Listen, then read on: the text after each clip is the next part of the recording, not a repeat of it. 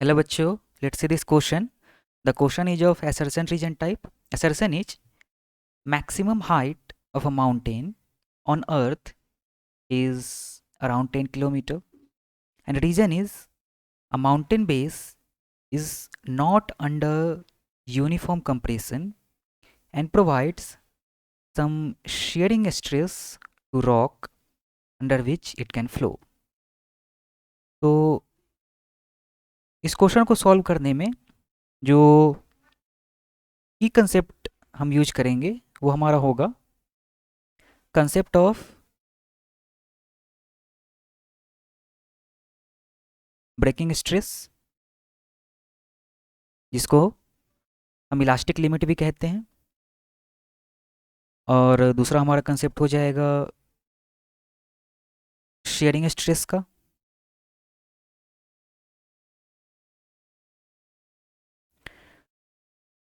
तो चलिए क्वेश्चन को सॉल्व करते हैं। तो मानते हैं कि एक हमारे पास रॉकी माउंटेन है, अनइवन, और माउंटेन के नीचे क्या होता है, रॉक। रॉक बेड पर माउंटेन खड़ा होता है। तो क्या होता है कि जो रॉक्स होती हैं वो अनब्रेकेबल तो नहीं होती है, उनकी भी अपनी एक लिमिट होती है। और हमारे पास एक जनरल वैल्यू होता है कि इलास्टिक लिमिट एक टिपिकल रॉक की वो इक्वल होती है 3 मल्टीप्लाइड बाय 10⁸ न्यूटन पर मीटर स्क्वायर। यानी पर मीटर अगर हम 3 मल्टीप्लाइड बाय 10⁸ न्यूटन से ज़्यादा अगर फोर्स लगा दे एक रॉक पर तो वो रॉक टूट सकती है। तो क्या होता है कि अगर माउंटेन्स के कारण इन रॉक पर 3 मल्टीप्लाइड बाय यानी इलास्टिक लिमिट से ज़्यादा अगर फोर्स लग जाता है तो रॉक्स की टूटने की टेंडेंसी हो जाती है। तो जिससे क्या होगा कि रॉक्स ब्रेक हो जाएंगी और ये जो माउंटेन्स है ये भी इनके टूटने की टेंडेंसी हो जाएगी, इनके फ्लो होने की टेंडेंसी हो जाएगी। तो इसको रोकने के लिए जो माउंटेन्स होती हैं अर्थ पे उनका एक हाइट लिमिट हो जाता है, उनका हाइट अप्रॉक्सीमेटली इक्वल हो जाता है 10 किलोमीटर्स के। इसको हम चलिए मैथमेटिकली भी देख लेते हैं। तो एक माउंटेन का जो मीन डेंसिटी एक टिपिकल माउंटेन का mean density per unit area होता है, ये इक्वल होता है 3 मल्टीप्लाइड बाय 10⁻³ किलोग्राम पर मीटर क्यूब पर मीटर स्क्वायर।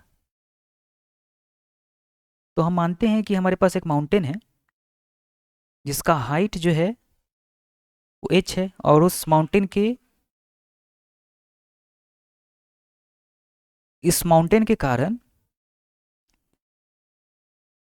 हाइट h है, और इस माउंटेन के कारण यूनिट एरिया पर यानी 1 मीटर स्क्वायर ऑफ रॉक पर, रॉक बेड जो नीचे है इस पर जो फोर्स लग रहा है उसको हम निकाल लेते हैं। तो जो हमारा डेंसिटी है इस माउंटेन का वो रो है। तो डेंसिटी रो है और ये डेंसिटी पर मीटर स्क्वायर का है जिसके लिए हम निकाल रहे हैं। तो दिस इज मल्टीप्लाइड बाई जी, हमारा ग्रेविटेशनल एक्सेलरेशन, इसी के कारण ये फोर्स लगेगा नीचे हमारे रॉक बेड पर, मल्टीप्लाइड बाई हाइट एच। तो रो इंटू एच क्या हो जाएगा, हमारा mass of the mountain, and this g is gravitational acceleration. तो ये हमारा वेट हो गया माउंटेन का जो कि इस रॉक पर लग रहा है। और this rho g h should be smaller than 3 multiplied by 10⁸। ये स्मॉल होना चाहिए हमारे रॉक की इलास्टिक लिमिट से। तो अब वैल्यूज पुट कर लेते हैं। रो है हमारा 3 multiplied by 10⁻³ multiplied by 10 multiplied by h should be smaller than और इक्वल टू 3 मल्टीप्लाइड बाई 10⁸। तो यहाँ से h हमारा हो जाएगा smaller than equal to 3 multiplied by 10 to the power 8 and this whole is divided by 3 multiplied by 10 to the power 3. तो यहाँ से हमारा h जो है वो हो जाएगा smaller than equal to 10 to the power 4 और चूँकि सारे वैल्यूज हमने SI यूनिट में पुट करे थे तो ये मीटर में आएगा. तो h should be smaller than equal to 10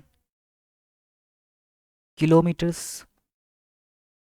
तो यही आ गया कि जो माउंटेन्स होती हैं उसका अप्रॉक्स हाइट 10 किलोमीटर्स के इक्वल होता है या उससे कम होना चाहिए, और यही हमें क्वेश्चन में कहा भी गया था.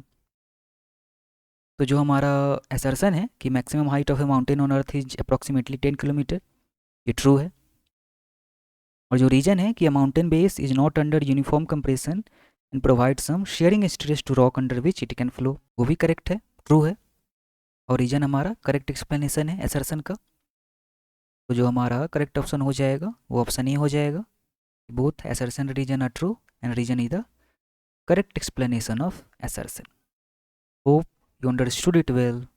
Best of luck.